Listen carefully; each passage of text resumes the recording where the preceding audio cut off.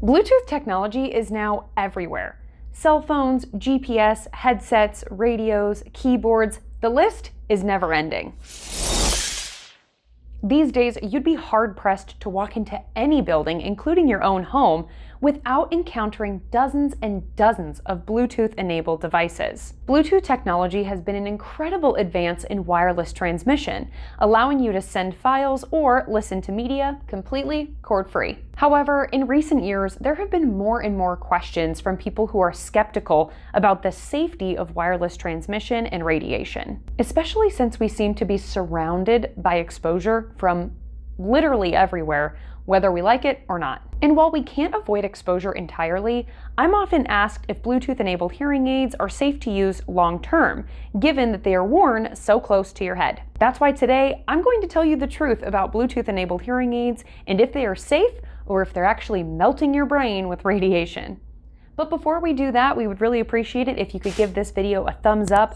And while you're at it, if you have not yet already, go ahead and hit that subscribe button with notification bell so that you never miss any one of our newly released videos.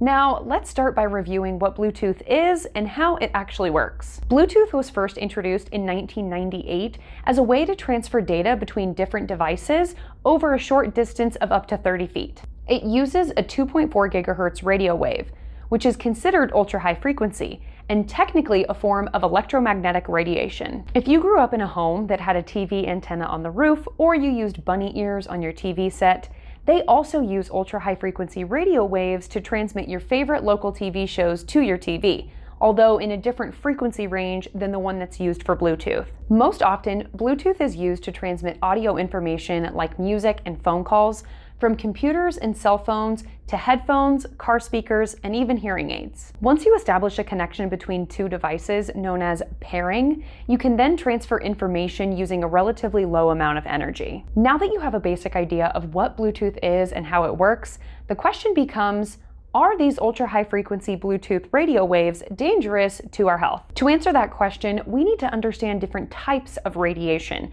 since ultra-high frequency radio waves are a form of electromagnetic radiation. When it comes to radiation, there are two main types: ionizing radiation and non-ionizing radiation. Let's first talk about ionizing radiation. We experience ionizing radiation from a natural source every single day that you may already be aware of: the sun.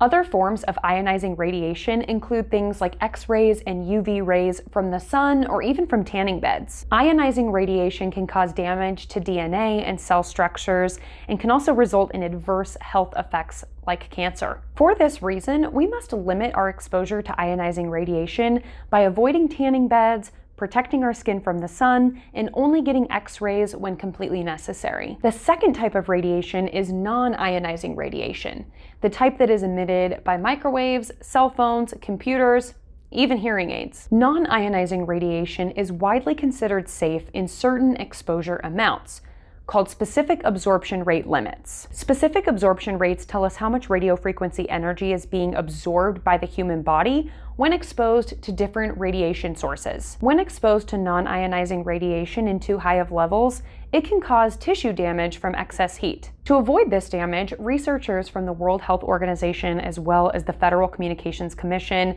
have tested these absorption rates in various technologies and set exposure limits to protect consumers. In the United States, there is a stringent limit of 1.6 watts per kilogram, and in Europe, this is a bit more relaxed at 2 watts per kilogram. These limits were created using specific absorption rate averages from samples taken every second over a 6-minute period. That being said, do Bluetooth-enabled hearing aids stay within the safe specific absorption rate limits? The answer to that question is yes, and by a landslide. Specific absorption rates for modern Bluetooth-enabled hearing aids fall between 0.001 to 0.02 watts per kilogram, significantly below the 1.6 watt per kilogram limit. By comparison, the specific absorption rate while taking a call on your iPhone 12 is about 1.16 watts per kilogram. That being said, you would have to wear 60 individual hearing aids broadcasting through Bluetooth Classic, or 1,160 individual hearing aids using made-for-iPhone Bluetooth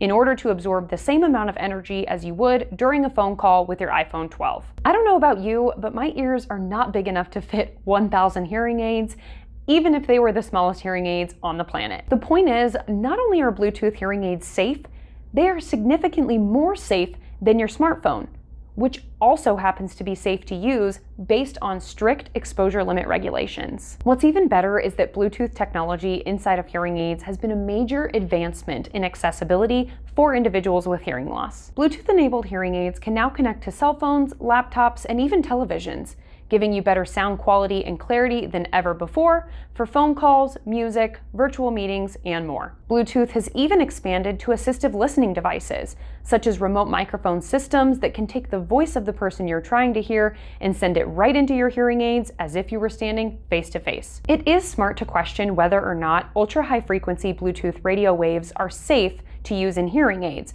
considering their close proximity to your head. The good news is you can rest easy knowing that hearing aids are safe to use whether they have Bluetooth or not. And the negative effects of untreated hearing loss are much more dangerous to your health and well-being. So if you're worried about radiation, you're much better off protecting yourself and limiting your exposure from the sun and your cell phone than you are worrying about Bluetooth in your hearing aids.